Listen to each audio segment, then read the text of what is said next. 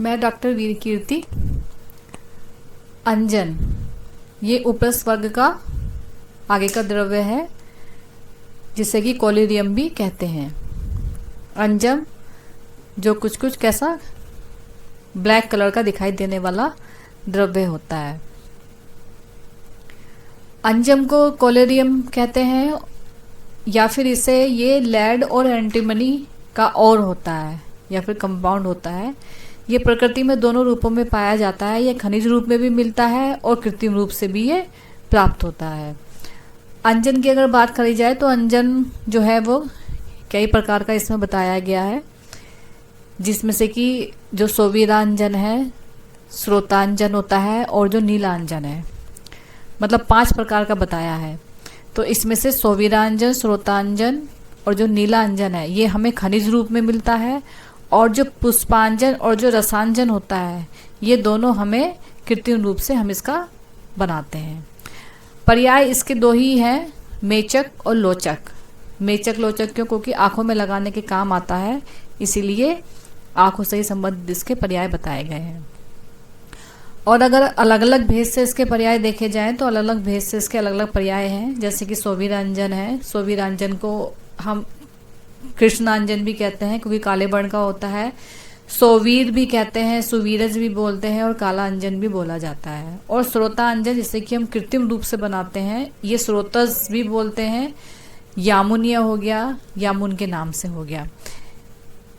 इसी तरीके से जो नीला अंजन है ये लोहो मार्दवकर हो गया, बारी संभव, सक्र भूमिज, स्वर्णग्न। पुष्पांजन इसे भी हम कृत्रिम रूप से बनाते हैं, तो पुष्प से संबंधित इसके ऐसे ही पर्याय होंगे, जैसे कुसुमांजन हो गया, कौस्तुभ हो गया, रीति पुष्पक है, पुष्प केतु है, रीतिज है।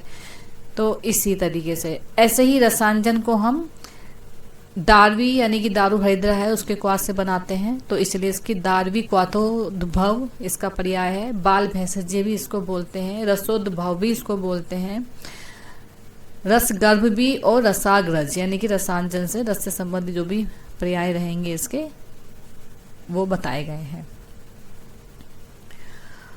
अंजन जो है पर्वतों नदियों के आसपास ही पाया जाता है, वहाँ की जो पर्वत श्रेणियाँ होती है वहाँ से मिलता है। अलग अलग प्रकार से अलग अलग जगह पे मिलता है। जैसे सोवीरांजन है झारखंड के सिंहभूमि जिले में बोधगया से मिलता है, जो कि क्या है काला अंजन के नाम से जानते हैं। जो स्रोता अंजन होता है ये भारत में भी मिलता है, अन्य देशों में भी पाया जाता है। जैसे भारत में ये जम्मू, हजारीबाग, सिंहभूमि, पंजाब, आंध्र प्रदेश। इसके अलावा अन्य देशों में ये अफगानिस्तान, पाकिस्तान, बोर्नियो, मसाला, नेपाल आदि में। नीला अंजन भी झारखंड में प्राप्त होता है, कश्मीर में। पुष्पांजन प्रयोगशाला में बनाया जाता भी बताया मैंने पहले कृत्रिम रूप से। ऐसे ही रसांजन, रसांजन क्या होगा? जो दारू हरिद्रा होता है वो एक मतलब वृक्ष से प्राप्त होता है। कहाँ पर? जो जम्मू कश्मीर के जो पर्वत श्रेणियाँ हैं वहीं पर जो वृक्ष रहते हैं वहाँ पर, से कुमाऊँ है, गढ़वाल है, उटकमंड आदि पहाड़ी क्षेत्रों से और प्रयोगशाला से हम दारू हरिद्रा को प्राप्त करके उसका क्वाथ से हम रसांजन का निर्माण करते हैं।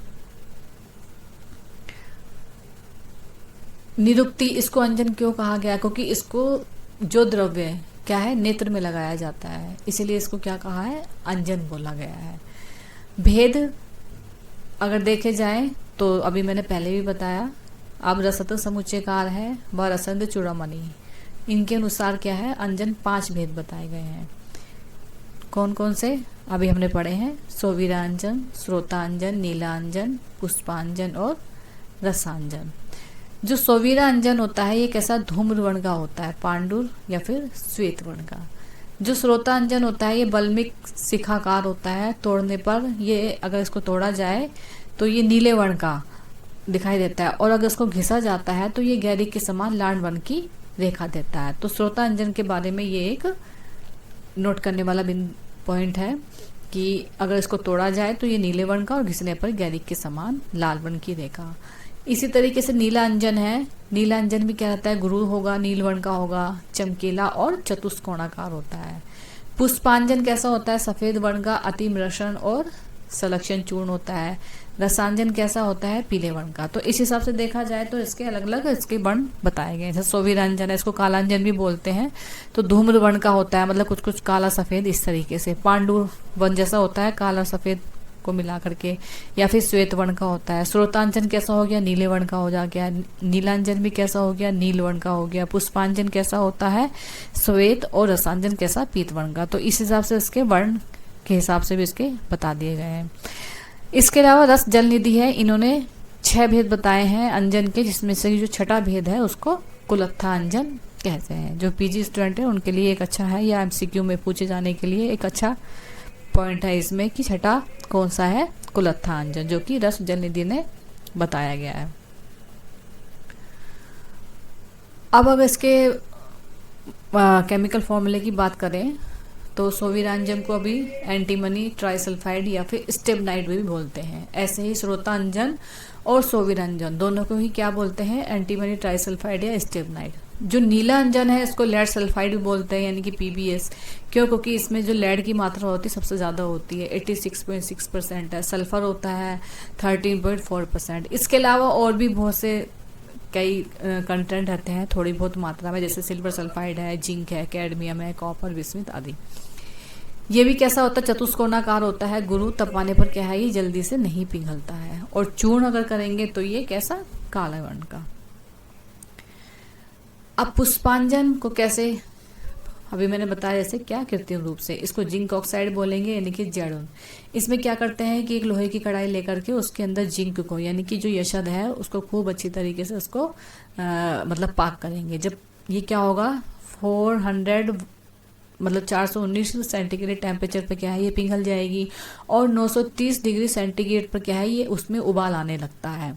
फिर धीरे धीरे क्या है जो ये जो है मतलब ड्राई होने लगती है, और ड्राई होकर के क्या है ये हल्के से पुष्प जैसा, क्या है जैसे पॉपकॉर्न होती है ना वो खिल जाती है, उसी तरीके से ये खिलवत हो जाता है, पुष्प की तरह हो जाता है। इसको पाउडर बना करके सुरक्षित करके रख लेते हैं।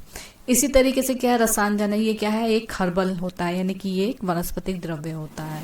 ये कहाँ मैंने पहले ही बताया है कि हिमालय पर्वत की जो श्रेणियाँ होते हैं उस पर इसके वृक्ष होते हैं। का जो दारू हैदरा होता है इसी को क्या कहा है, मतलब दारू हैदरा है ये। इस दारू हैदरा को क्या करना है, एक भाग दारू हैदरा लेना है और इसमें 16 भाग क्या है पानी मिला करके इसको हमें क्वाथ बनाना है। कितना, जब तक कि 1/16 ना बच जाए। फिर क्वाथ बना करके जो बनेगा उसको दारवी क्वाथ कहते हैं। अब इस दारवी क्वाथ के अंदर समान मात्रा में गोदुग्ध या फिर बकरी का दूध, वैसे बकरी का दूध ज़्यादा अच्छा बताया गया है इसमें रसांजन बनाने के लिए, तो दारवी का क्वाथ और बकरी या फिर अजा दुग्ध लेकर के इन दोनों को पाक करते हैं। तब तक पाक करते हैं जब तक कि घन ना हो जाए, यानी कि सॉलिड ना हो जाए, और फिर उसके बाद में इसको ठंडा होने के लिए रख देते हैं। फिर धूप में सुखा करके हमें क्या है रसांजन की प्राप्ति हो जाती है, इसको सुरक्षित करके रख लेते हैं। तो इस तरीके से जो है दारू हैदरा क्वाथ से हम क्या बनाते हैं, रसांजन का निर्माण करते हैं। अब अगर इसके शोधन की बात की जाए तो जितने भी अंजन हैं, जो 5 प्रकार के हमने बताए गए हैं अभी अंजन, उन 5 प्रकार का जो अंजन है उसकी जो शोधन विधि है हम भृंगराज पत्र के स्वरस से करते हैं। यानी कि भृंगराज पत्र स्वरस की भावना देने से क्या है जितने भी प्रकार के जो अंजन है ये शुद्ध हो जाते हैं। इसके अलावा कुछ विशेष मिश्रण बताए गए हैं, जैसे कि अगर हम रसांजन की बात करें तो रसांजन जो है सूर्यवतादी योग एक होता है, या फिर मतलब त्रिफला जल से इसका शोधन करते हैं। तो सूर्यवतादी से कैसे करेंगे, सूर्यवतादी योग की क्या करेंगे हम रसांजन के अंदर भावना देंगे, भावना देने से ही शुद्ध हो जाता है। अब सूर्यवतादी योग में कौन कौन से द्रव्य आएंगे, जैसे कि सूर्यवर्तक हो गया, कदली है, बंध्या है, कोशातकी, सुरदाली, सिगरू, वज्रगंध, नीलकर्णा और काकमाची, इन सब की भावना देंगे। दूसरी विधि क्या है रसांजन की, त्रिफला जल में, जो त्रिफला का जल है उसमें मतलब त्रिफला को पानी में घोल करके जो जल तैयार हुआ उस जल से क्या करना है, स्वेदन करना है रसांजन का, तो इससे भी शुद्ध हो जाएगा। तो ये रसांजन की एक तरीके से विशेष शोधन विधि है। साधारण शोधन अगर करेंगे तो वैसे तो भृंगराज स्वरस की भावना देने से भी रसांजन शुद्ध हो जाएगा, लेकिन ये क्या है सूर्यवतादी योग और त्रिफला जल से क्या है ये इसका मतलब विशेष शोधन में आएगा। इसी तरीके से क्या स्रोतांजन, स्रोतांजन में भी त्रिफला जल से शोधन करेंगे।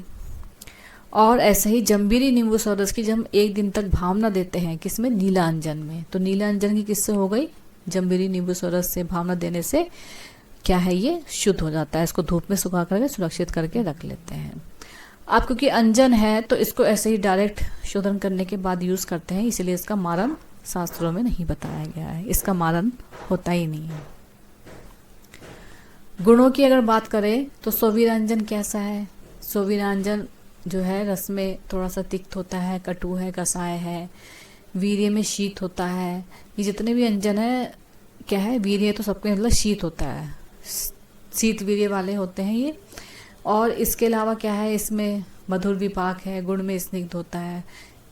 लगभग सभी अंजन क्या है, व्रण शोधन में काम करेंगे, रोपण का काम करेंगे, और दृष्टि प्रसादन तो सभी को ही करना है, इसलिए तो ये अंजन है। संग्राही हो गया, वैसा नेत्र है, लेखन है। पित्त दोष का शमन करेंगे क्योंकि शीत वीर्य है। और त्रिदोष घन भी बताया गया है, रक्त पित्त में, वमन हिक्का में भी इसका यूज करते हैं, अक्षय रोग में, व्रण क्षय, रक्ताश, कर्ण रोग आदि, मतलब बहुत सारे इसके रोगों में हम सोवीरांजन का प्रयोग करते हैं। इसी तरीके से श्रोतांजन है, ये भी कसाय में मधुर है और कसाय रस होता है, रस में वीर्य में शीत हो गया, गुणों में स्निग्ध है। लेखन का काम करता है श्रोतांजन, ग्राही, नेत्रीय ये भी होगा, हिक्का में, विष में, ये भी लगभग ये सब रोगों में। ऐसे ही नीलांजन की बात करें, गुण में स्निग्ध है, गुरु है, नेत्रीय होता है, त्रिदोष, रसायन, स्वर्ण का मारण करने वाला, धातुओं में क्या है, मृदुता उत्पन्न करने वाला होता है, यानी कि धातु के लिए हम क्या है यहाँ पर नीलांजन का प्रयोग करते हैं।